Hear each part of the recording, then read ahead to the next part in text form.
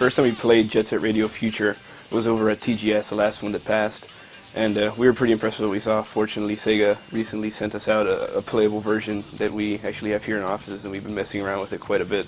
When the game was originally announced, a lot of people were speculating that it would be just like a direct port of the Dreamcast version, you know, one with a bunch of shiny new additions, graphical upgrades, and all that. But in reality, it's something entirely new. The game itself has been changed pretty significantly, and there is a pretty big graphical upgrade. The game looks a lot better, runs a lot smoother for the most part. There's a bit of slowdown, which will hopefully be ironed out. In all, it's just basically an all-new package. The gameplay has changed quite a little bit since the last one. If you remember when you would have to paint graffiti in the first one, you actually had to input all these crazy controller motions. This time around, that's not the case. You simply pass by a spot on the wall that you have to paint, hold down the R button, and the character will automatically just like go out there and throw it up.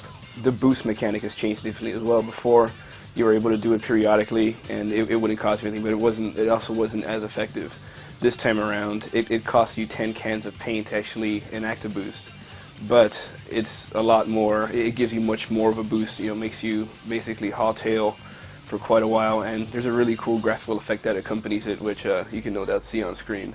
If you play the first one, the setting and the characters will be pretty familiar to you. A lot of the old blowhards from the first one are back, and they're looking a little changed. Their designs have been like tweaked a little bit, but they still look just as cool. Professor K, you're sort of your confidant who gives you all the secret info.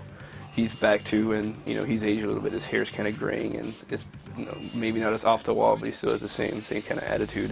One of the biggest changes as far as like the levels and the gameplay goes is the fact that there are seldom any cops within the actual environments when you're out there doing your thing. For the most part, you're free to just roam around the world and spray everything at your leisure. There's never a time limit either, unless you're directly racing against another gang to accomplish something. So you could pretty much go through the world, go through the environment at your own leisure, finding hidden objects, you know, getting to those hard to find spots so that you could throw whatever up. A lot of people really got into the music of the first one, and you know, the good news is that the same composer's back, but accompanying him are a whole bunch of other artists, which, you know, it's kind of a mixed blessing. The original's tracks was sort of like segue into each other pretty seamlessly. You know, it's really seen as if it were one long composition as opposed to a bunch of different tracks.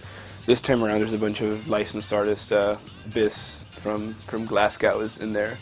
Chiba Moto's in there too, you know, just to give you a couple of examples. And you know, while the music is really cool, there's not a lot of beat matching going on, so there is like tangible radio static in between each track shifting, as opposed to before where, you know, one composer just sort of consciously composed everything to sort of fit with one another. So yeah, you'll likely get into the music. It's pretty cool, and the fact that you can unlock it by finding these golden tapes is kind of cool as well. It's not really the seamless package that the first one was.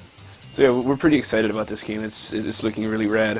As we said before, there's a little bit of slowdown in some of the areas, and you know, it does bring things to a crawl many a time. But hopefully, you know, there's a little bit of time for Smilebit to optimize it. And, you know, we sure hope that happens.